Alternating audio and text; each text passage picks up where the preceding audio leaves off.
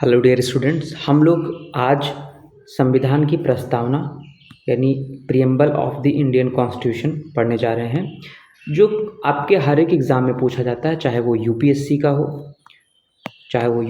का हो या पीसीएस का हो, एसएससी या कोई भी एग्ज़ाम आपका हो। यहाँ से क्वेश्चन ज़रूर बनता है और मैं बेसिकली फैक्चुअल चीज़ें एनालिसिस करने जा रहा हूँ। जो कॉन्सेप्ट होगा वो भी बीच बीच में डिस्कस करता रहूँगा। तो सबसे पहले संविधान की प्रस्तावना पढ़ते हैं। हम भारत के लोग भारत को एक संपूर्ण प्रभुत्व संपन्न समाजवादी पंथ निरपेक्ष लोकतंत्रात्मक गणराज्य बनाने के लिए तथा उसके समस्त नागरिकों को सामाजिक, आर्थिक और राजनीतिक न्याय, विचार, अभिव्यक्ति, विश्वास, धर्म और उपासना की स्वतंत्रता, प्रतिष्ठा और अवसर की समता प्राप्त कराने के लिए तथा उन सब में व्यक्ति की गरिमा, राष्ट्र की एकता, अखंडता सुनिश्चित कराने वाली बंधुता बढ़ाने के लिए दृढ़ संकल्प होकर अपनी संविधान सभा में आज तारीख 26 नवंबर 1949 ईस्वी को एतद द्वारा इस संविधान को अंगीकृत, अधिनियमित और आत्मार्पित करते हैं। अब इसमें हमको क्या क्या चीज़ें नहीं मिल रही हैं, पहले तो हमें ये जानना जरूरी है। जैसे सबसे पहली आप देखते हैं कि समाजवादी शब्द, पंथ निरपेक्ष शब्द, सेकुलर जो शब्द है, ठीक है। और इसके बाद में जो सबसे इम्पॉर्टेंट है, जहाँ से क्वेश्चन बहुत ज़्यादा एग्जाम में पूछे जाते हैं, वो हम लोग देखते हैं कि यहाँ पर पांच तरीके का जो है स्वतंत्रता यहाँ पर दी गई है। जैसे विचार, अभिव्यक्त, विश्वास, धर्म और उपासना। विचार, अभिव्यक्त, विश्वास, धर्म और उपासना, ये क्वेश्चन पूछा जाता है। फिर उसके बाद में यहाँ पर न्याय कितने तरीके का है, तो सामाजिक, आर्थिक और राजनीतिक न्याय।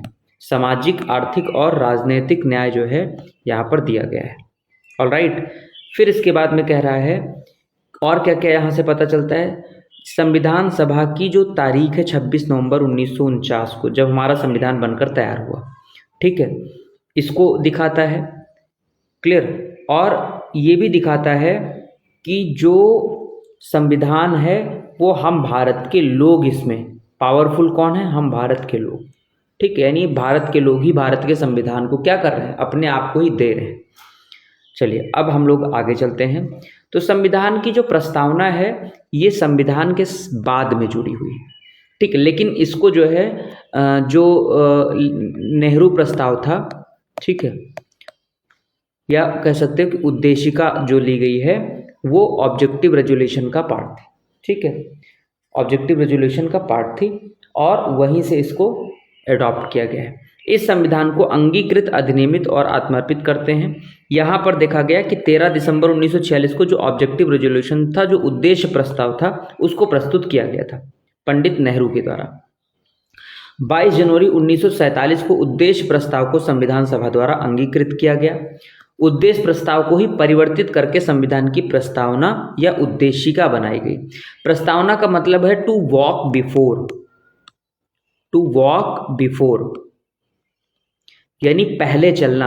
यानी पूरे संविधान को अगर आपको जानना है, क्योंकि पूरा संविधान 395 अनुच्छेद, 22 पार्ट और 12 अनुसूची में है, इसको पढ़ने में आपको बहुत टाइम लग सकता है।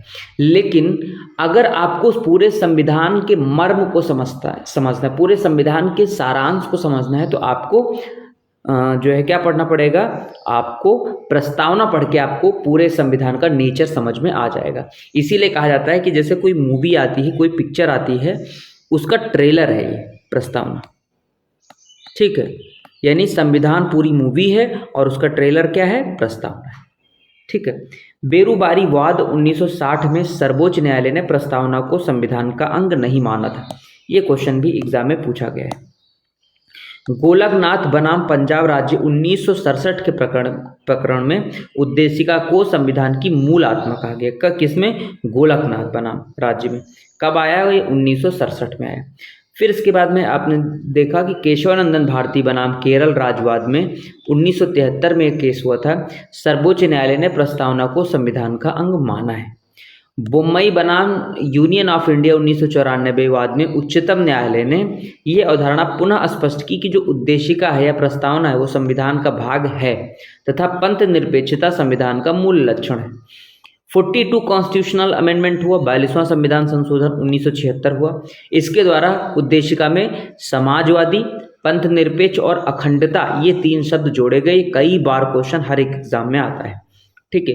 भारतीय संविधान की प्रस्तावना में नहीं जो बंधुता शब्द है किसी व्यक्ति की गरिमा एवं राष्ट्र की एकता और अखंडता को सुनिश्चित करता है। ठीक है। भारतीय संविधान की उद्देशिका अपने नागरिकों को 3 प्रकार के न्याय, मैंने अभी बताया, सामाजिक, आर्थिक और राजनीतिक न्याय सुनिश्चित करती है।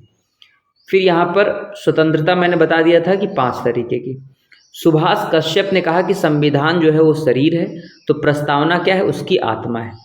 प्रस्तावना आधारशिला है, तो संविधान उस पर खड़ी अट्टालिका या उस बिल्डिंग। संसद प्रस्तावना में अनुच्छेद 368 के तहत संशोधन कर सकती है। तो हाँ, क्या संविधान में संशोधन प्रस्तावना में हो सकता है? यस, हो सकता है। एक बार अभी तक प्रस्तावना में संशोधन हुआ है।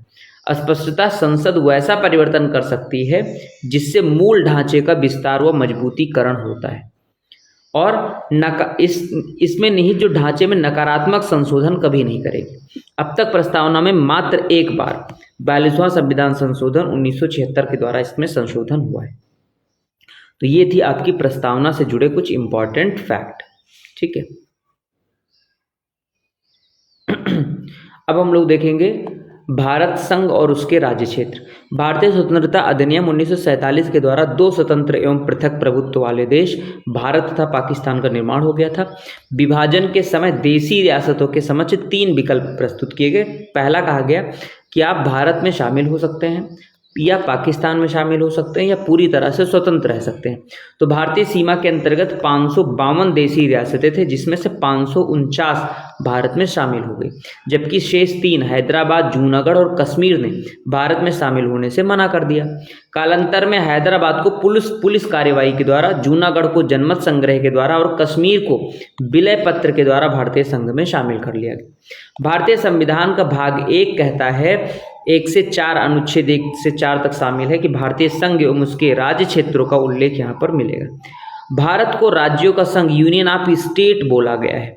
वर्तमान में भारत में कितने राज्य हैं? 28 राज्य हैं और 8 संघ शासित प्रदेश हैं। ठीक है। जम्मू और लद्दाख, ये पहले 7 थे, अब 8 हो गए। ठीक है। दादरा और नगर हवेली द्वारा हवेली तथा दमन और दीव केंद्र शासित प्रदेशों का विलय 2019 के अधिनियम के तहत 2 केंद्र शासित प्रदेशों, पहला दादरा और नगर हवेली तथा दमन और दीव को आपस में विलय हो जाने के उपरांत वर्तमान में देश में केंद्र शासित प्रदेशों की संख्या 8 हो गई है। ठीक है। उल्लेखनीय है कि यह अधिनियम 26 जनवरी 2020 से लागू होता है। अनुच्छेद 1 के तहत संघ का नाम इंडिया दैट इज भारत तथा राज्य क्षेत्र का उल्लेख किया गया है। अनुच्छेद 2 के तहत नए राज्यों का प्रवेश या स्थापना का अधिकार संसद को प्रदान किया गया है। अनुच्छेद 3 के तहत नए राज्यों का निर्माण और वर्तमान राज्यों के क्षेत्रफल, सीमा व नाम में परिवर्तन की शक्ति जो है वो संसद को प्राप्त है। ठीक। अनुच्छेद 2 एवं 3 के तहत संसद द्वारा किए गए संशोधन को अनुच्छेद 368 के तहत संशोधन नहीं माना जाएगा। इसे संसद द्वारा सामान्य बहुमत और साधारण विधायी प्रक्रिया से संशोधित किया जा सकता है।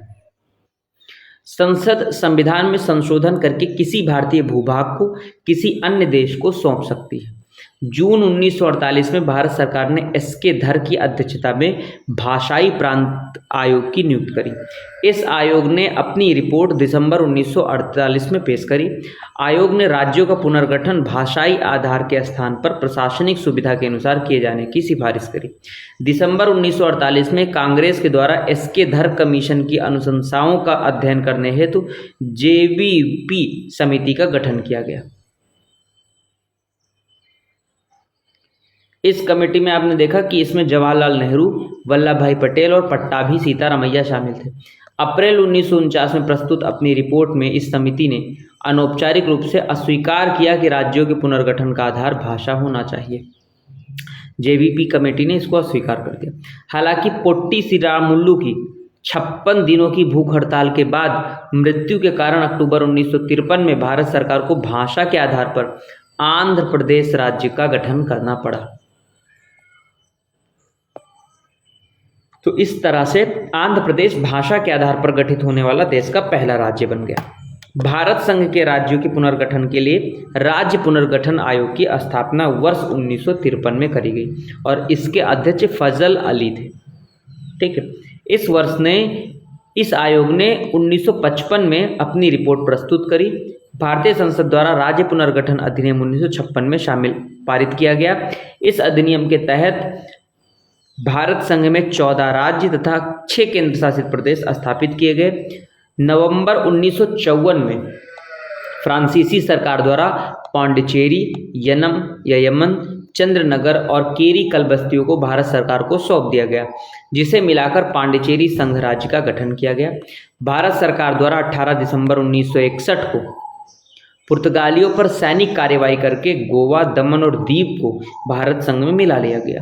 राज्य पुनर्गठन अधिनियम 1956 के द्वारा भारत संघ में क्षेत्रीय परिषदों की स्थापना करी गई। भारत में 5 क्षेत्रीय परिषदें हैं, जिसको केंद्रीय गृह मंत्री इन क्षेत्रीय परिषदों का अध्यक्ष होता है। ठीक, कौन कौन सी? पूर्वी क्षेत्रीय परिषद कोलकाता मुख्यालय है, पश्चिम का मुंबई में है, मध्य का प्रयागराज में है, उत्तर का नई दिल्ली में है और दक्षिण का चेन्नई में। पूर्वोत्तर राज्य तथा अर्थात यानी असम, अरुणाचल प्रदेश, मणिपुर, त्रिपुरा, मिजोरम, मेघालय, नागालैंड, सिक्किम को क्षेत्रीय परिषदों में शामिल नहीं किया गया है। इनकी समस्याओं का पूर्वोत्तर परिषद अधिनियम 1971 के तहत गठित पूर्वोत्तर परिषद द्वारा हल किया गया। अब नए राज्यों का गठन कैसे हुआ? आंध्र प्रदेश का गठन 1 अक्टूबर 1953 में हुआ। गुजरात और महाराष्ट्र का जो गठन है वो 1 मई 1960 को हुआ है। नागालैंड का 1 दिसंबर 1963 को, हरियाणा का 1 नवंबर 1966 को, हिमाचल प्रदेश को 25 जनवरी 1971 को, इस तरह से मणिपुर, मेघालय, त्रिपुरा का 21 जनवरी 1972 को, सिक्किम का हुआ है 16 मई 1975 को, मिजोरम और अरुणाचल प्रदेश का हुआ है 20 फरवरी 1987 को। ठीक है, तो आज के लिए इतना ही रखते हैं। नेक्स्ट सेशन में हम लोग नागरिकता को पढ़ेंगे, जो कि काफ़ी इंपॉर्टेंट है। Thank you, bye bye, have a good day.